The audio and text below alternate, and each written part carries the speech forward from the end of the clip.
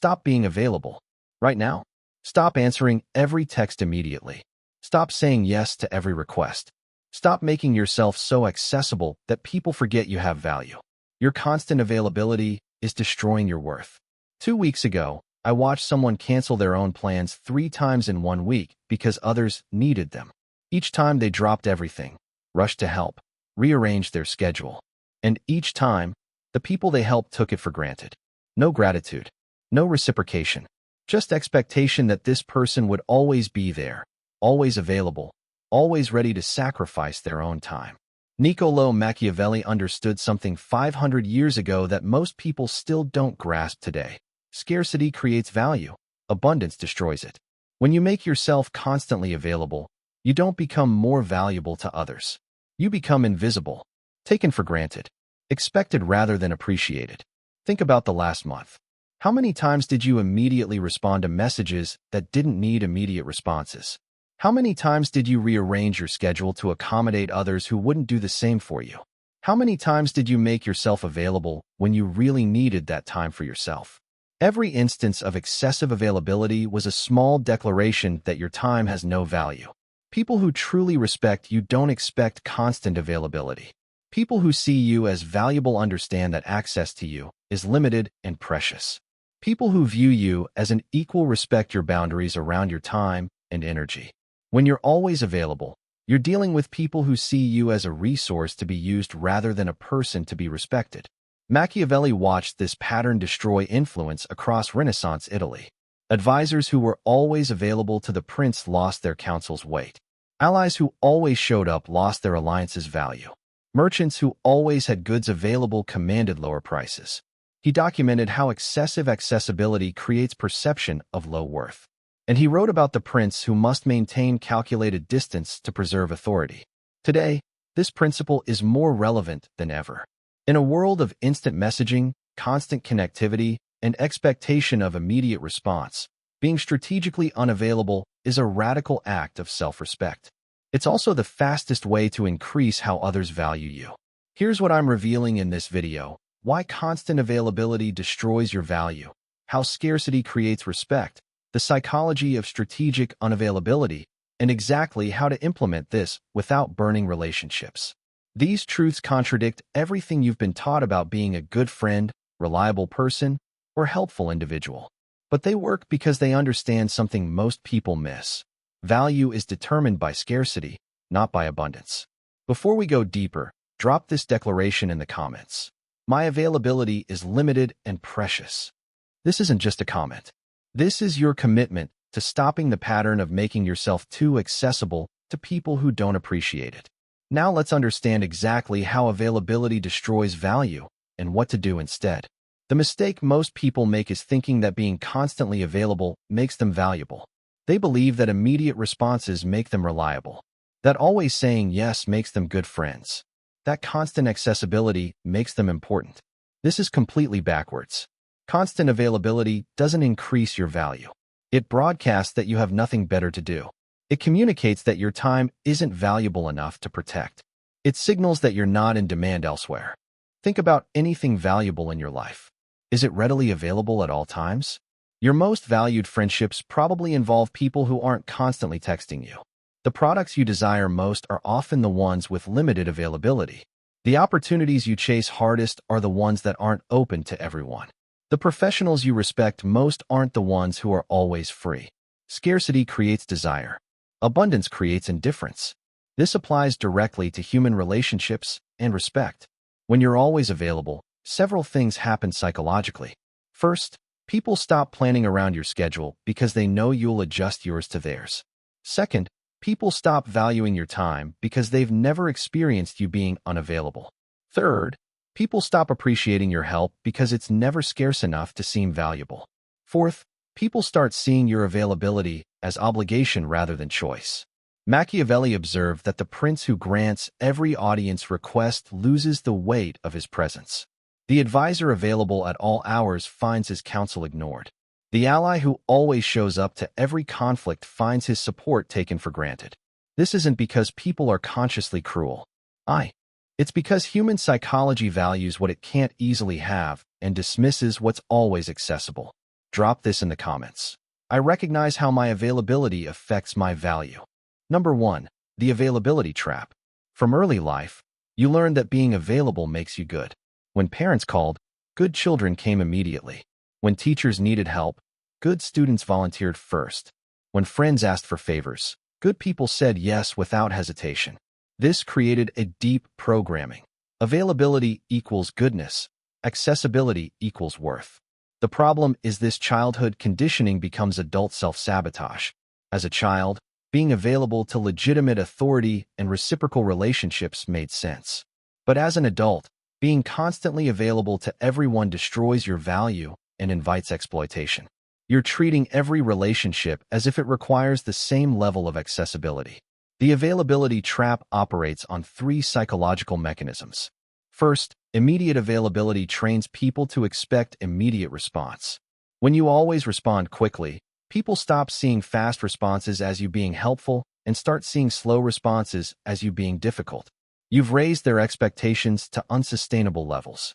Second, constant availability removes mystery and anticipation. When people know they can reach you anytime, they stop thinking about whether you'll respond and start thinking only about when they need something from you. Your presence becomes background noise rather than valued connection. Third, unlimited accessibility eliminates the scarcity that creates desire. When something is always available, humans stop wanting it actively and start taking it for granted passively. This isn't conscious. It's hardwired into how we assign value. Rare things seem valuable. Common things seem ordinary. Here's how the trap manifests in real life. You respond to texts within minutes. This trains people that you're always monitoring your phone, always available, always waiting to respond. Soon, if you take an hour to respond, people ask if something's wrong. If you take a day, people get offended. You've created expectations you can't sustain without sacrificing your own priorities. You always say yes to hangout requests. This trains people that you have no other plans, no other priorities, no other demands on your time. Soon, people stop asking if you're free and start assuming you'll make yourself free. Your schedule becomes public property rather than protected resource. You always help when asked. This trains people that your help is unlimited and therefore not particularly valuable. Soon, people stop appreciating your help as generous gift and start expecting it as basic obligation. Your assistance becomes entitlement rather than favor. Machiavelli documented how princes who held daily open courts found themselves surrounded by petitioners but commanding little respect. Their accessibility made them seem common rather than elevated. Their availability made them seem obligated to listen rather than gracious in granting audiences. The prince who limited access to his presence found that presence valued more highly when granted. The same principle applies to every relationship. The friend who's always available for hangouts becomes the backup plan when more interesting options fall through. The employee who always says yes to extra work becomes the one everyone dumps extra tasks on. The family member who always shows up becomes the one whose presence isn't particularly noted or appreciated. You might think making yourself constantly available demonstrates your care for others, but it actually demonstrates something different, that you don't value your own time enough to protect it, that you don't have other priorities competing for your attention. That access to you comes without cost because you don't consider yourself valuable enough to require cost. Here's the brutal truth. People treat you exactly as valuable as you treat yourself. If you act like your time is worthless by giving it away freely to anyone who asks, people will treat your time as worthless. If you act like your availability is unlimited by never saying no, people will treat your presence as expected rather than appreciated. The availability trap has 3 levels, just like the explanation trap from our previous video. Level 1 is being available to people who deserve it. Legitimate authorities in appropriate contexts, people in genuine emergencies, relationships where availability is mutual and reciprocated. This isn't the trap. Level 2 is being more available than the relationship warrants. Giving immediate responses to casual acquaintances, rearranging your schedule for people who wouldn't do the same, always being free for people who are rarely free for you. This is entering dangerous territory. Level 3 is the full trap. Being constantly available to everyone regardless of whether they appreciate it, deserve it, or reciprocate it. Always responding immediately, never saying no, always being free, always helping. This level destroys your value completely. This is where most people live. For the next week, notice your availability patterns. When do you make yourself available? To whom? How quickly do you respond? How often do you say yes? How frequently do you rearrange your priorities for others? Don't try to change it yet. Just become aware of the pattern. Awareness is the first step to transformation. Drop this. I see my availability patterns clearly now. Number 2, the power of scarcity. Now that you understand why constant availability destroys value, let's explore what creates value. Strategic scarcity. Scarcity makes people lean forward. When access to you is limited, people appreciate it more. When your time is clearly finite and protected, people value the time you do give. This is basic human psychology that never changes. Think about anything you've ever desired intensely. Was it something you could have any time? Or was it something with limited availability? The restaurant you had to book weeks in advance. The concert tickets that sold out in minutes. The limited edition product. The friend who's genuinely busy and can only hang out occasionally. The professional whose schedule is booked months ahead. Scarcity created desire. Now think about things you have constant access to. Do you value them as highly? The streaming service you never cancel but rarely use. The friend who's always free but you rarely call. The all-you-can-eat buffet versus the exclusive tasting menu. Abundance creates indifference. We don't desire what we can have anytime. This principle applies directly to your availability and how others value you. When you're strategically unavailable, several powerful things happen. First, people start planning around your schedule instead of expecting you to adjust to theirs. This immediately shifts power dynamic. Second, people start appreciating the time you do give because they know it's not unlimited. Third, people start valuing your help more because they can't take it for granted. Fourth, people start seeing you as someone in demand rather than someone desperate for connection. Machiavelli understood that rulers who were rarely seen commanded more awe than rulers who constantly appeared in public. The prince who limited audiences made each audience meaningful. The advisor who wasn't always available found his counsel taken more seriously. The ally who chose his battles carefully found his support valued more highly. Strategic scarcity created perceived value. But scarcity without substance is just manipulation. The power of strategic unavailability only works when you're actually using that protected time for something valuable. You're not being unavailable to play games. You're being unavailable because you have genuine priorities, projects, and pursuits that deserve your attention. Here's what strategic scarcity looks like in practice. Someone texts you with a non-urgent question. Instead of responding immediately, you respond when you've finished your current task or activity. This might be 2 hours later. It might be tomorrow. The delay isn't game playing. It's respecting your own focus and priorities. Someone invites you to hang out on Friday. Instead of automatically saying yes, you check whether you genuinely want to spend your Friday that way or whether you have other priorities. If you have other plans or simply want time alone, you say no without extensive justification. Your Friday belongs to you, not to whoever asks first. Someone asks for a favor that would require significant time and energy. Instead of immediately agreeing because you want to be helpful, you pause. You consider whether this person would do the same for you. You evaluate whether helping serves your interests or just theirs. You decide consciously rather than reflexively. This creates several psychological effects. First, it communicates that you have priorities beyond being available to others. This makes you seem more interesting and valuable because clearly you have a life worth protecting. Second, it forces people to consider whether what they're asking is actually important enough to justify using your finite time. Many requests disappear when people realize they have to wait for your response. Third, it makes the time you do give feel more valuable. When someone knows you had to adjust your schedule or prioritize their request, they appreciate it more than if they know you had nothing else going on. Fourth, it establishes that access to you is earned rather than assumed. This fundamentally shifts relationship dynamics. Machiavelli wrote about the prince who must sometimes withdraw from public view to maintain mystique and authority. The constant presence breeds contempt and familiarity. The strategic absence creates appreciation and desire. This isn't about being cold or distant. This is about understanding that value perception is partly created by scarcity. But strategic scarcity must be genuine, not performed. If you're pretending to be busy while actually waiting by your phone, people sense the fakeness.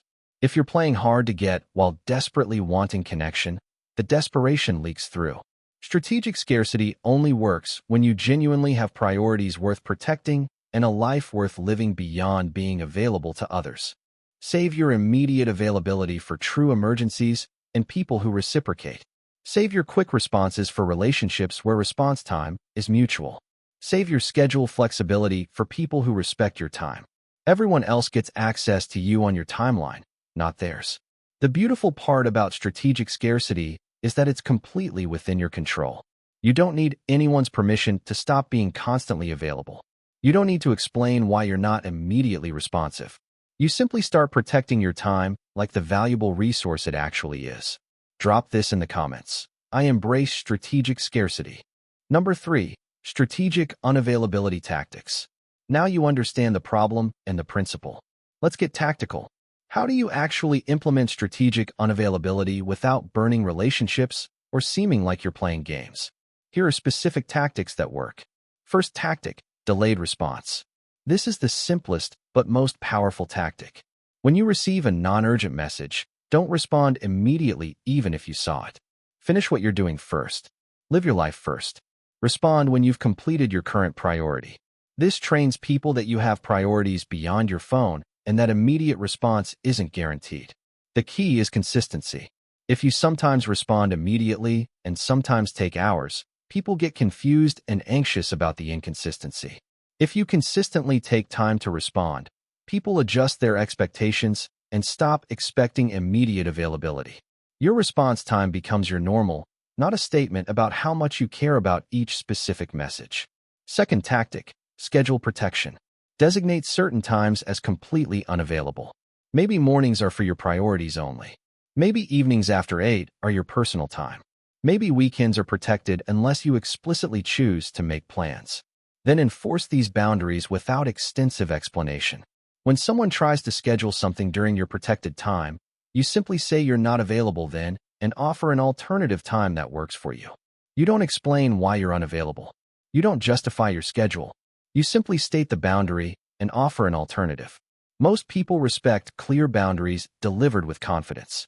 Third tactic, selective availability. Not everyone deserves the same level of access to you. Your closest friends and family might get more availability than casual acquaintances. People who reciprocate might get more flexibility than people who always take. People who respect your time might get more of it than people who waste it. This isn't about being calculating or keeping score.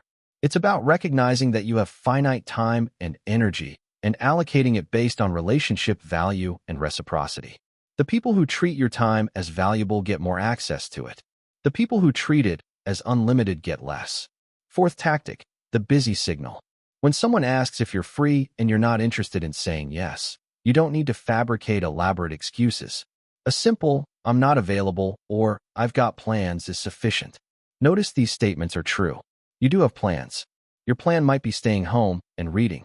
Your plan might be doing nothing. But it's your plan for your time. The mistake people make is thinking they need specific justified reasons to decline invitations. This puts you in the position of defending your use of your own time. Instead, treat your time as already allocated by default. People need to give you a reason why you should reallocate it, not the other way around. Fifth tactic, calendar blocking. Actually schedule time for your own priorities, projects, and rest. When those blocks are on your calendar, they're as real and important as any other commitment. When someone asks for your time during a blocked period, you're genuinely unavailable because you have a prior commitment, your commitment to yourself. This reframes unavailability from, "I'm choosing not to help you," to, "I have a prior commitment." The commitment happens to be with yourself, but it's still legitimate. Your time with yourself counts. Your work on your own projects counts. Your rest and recovery count. Sixth tactic, planned unavailability. Regularly schedule periods where you're completely unreachable. Maybe it's 1 day per week where you don't check messages. Maybe it's a few hours each day where your phone is off. Maybe it's a monthly weekend where you disconnect completely. These planned unavailability periods train people that you're not always accessible, and that's normal. Machiavelli understood that the prince must occasionally retreat from court to maintain authority and avoid the familiarity that breeds contempt. Strategic withdrawal isn't abandonment. It's maintenance of mystique and value. The same applies to your availability. Seventh tactic, energy-based availability. Some days you have energy for social interaction. Some days you don't. Instead of forcing yourself to be available when you're depleted, honor your energy levels. When someone reaches out and you don't have the energy, it's okay to say you're not available right now and will connect when you have proper energy to give. This is honest and respectful to both of you. Showing up depleted and resentful isn't better than not showing up at all. People appreciate when you bring genuine energy to interactions rather than forcing yourself to be present when you're not really there. The key to all these tactics is implementing them without guilt or extensive explanation. You don't owe everyone a detailed justification for how you spend your time. Your time belongs to you. How you allocate it is your choice. Confident people protect their time without apologizing for it. Practice starting small. Pick one tactic and implement it this week. Notice how people respond. Most people will respect your boundaries once they realize you're serious about them. Some people might push back because they benefited from your unlimited availability. Those people are revealing that they valued access to your time more than they valued you as a person. Drop this. I implement strategic unavailability confidently. Number 4, the always available profile. Let me describe someone and tell me if this sounds familiar. This person responds to texts within minutes, no matter what time of day. They always say yes to hangout requests, even when they're tired. They rearrange their schedule constantly to accommodate others. They pride themselves on being reliable and available. They can't remember the last time they said no to a request for their time. If this is you, you're trapped in the always available pattern, and it's costing you respect and value. Always available people share specific traits. First, they have an external locus of worth. They believe their value comes from being useful to others. They can't feel good about themselves unless they're helping, responding, or showing up. This makes them dependent on others needing them, which creates a terrible dynamic where they unconsciously encourage dependence. Second, always available people fear that saying no will result in rejection or abandonment. They believe that if they're not constantly accessible, people will stop valuing them or choosing them. This fear drives them to maintain exhausting levels of availability even when it depletes them. But the irony is that constant availability doesn't prevent rejection. It invites being taken for granted. Third, always available people conflate availability with caring. They genuinely believe that being constantly accessible demonstrates how much they care about others. But they've confused quantity of availability with quality of presence. Being exhaustedly available isn't better than being energetically available sometimes. Resentfully showing up isn't better than enthusiastically showing up selectively. Fourth, always available people are conflict avoidant. They say yes even when they want to say no because they don't want to deal with potential disappointment or pushback. This avoidance creates a life where they're constantly overcommit and underappreciated. They're trying to avoid small discomforts of saying no, but creating large discomforts of chronic resentment. Machiavelli would identify always available people as those who have given their power to everyone who asks for it. By making themselves accessible to anyone at any time, they've made their time worthless. By never saying no, they've made their yes meaningless. This diffusion of availability leaves them with no leverage and no respect. If you're always available, you're training everyone to take you for granted. Every immediate response teaches people you have nothing better to do. Every rearranged schedule teaches people their plans matter more than yours. Every exhausted yes teaches people your comfort is less important than their convenience. You're not being a good person. You're being a doormat with good marketing. The transformation from always available to strategically scarce requires confronting uncomfortable truths about yourself. Why do you need to be needed? What are you afraid will happen if you're not constantly accessible? What would you do with your time if you weren't always making yourself available to others? These questions reveal the deeper issues driving the pattern. This transformation is deeply uncomfortable, especially at first. People who have gotten used to unlimited access to you will complain when you start setting boundaries. They'll call you selfish. They'll say you've changed. They'll express disappointment. This is actually proof that you're doing the right thing. The people who complain loudest about your boundaries are the people who benefited most from you having none. The clearest sign you're always available is when you feel resentful about your own schedule. If you frequently feel obligated to show up places you don't want to be, answer messages you don't want to answer, help with things you don't want to help with, that's not generosity. That's self-abandonment. Real generosity comes from genuine choice, not from fear of saying no. Another sign is when people reach out only when they need something. If most of your interactions involve others asking for your time, help, or availability, but they're rarely checking in just to connect, you've trained them to see you as a resource rather than a relationship. This happens when you're always available for their needs, but never unavailable enough that they wonder about you or your life. The transformation requires rewiring your identity. You've probably built your self-concept around being the reliable one, the available one, the helper. Letting go of this identity feels like losing yourself. But actually, you're finding yourself. The real you isn't someone whose worth depends on being constantly accessible. The real you has interests, priorities, and a life worth protecting. Start by recognizing that protecting your time isn't selfish. It's self-respect. Saying no to others is saying yes to yourself. Being unavailable sometimes isn't being unreliable. It's being realistic about your finite energy and time. You don't have unlimited availability to give. Pretending you do just leads to burnout and resentment. Also recognize that the people who truly care about you want you to have boundaries. They don't want you exhaustively available. They want you energetically present when you are available. The relationships that can't survive you having boundaries weren't healthy relationships. They were exploitation relationships where you were being used. Drop this if you recognize yourself. I am always available, and I'm changing this pattern now.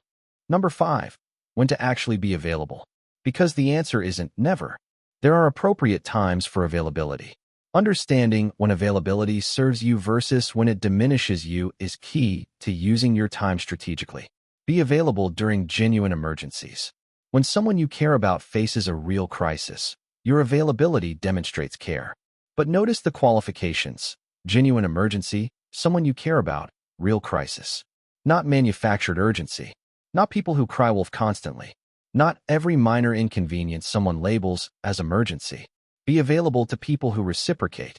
When someone consistently respects your time and is available when you need them, matching their availability makes sense. This is mutual respect rather than one-sided service. These relationships have balance.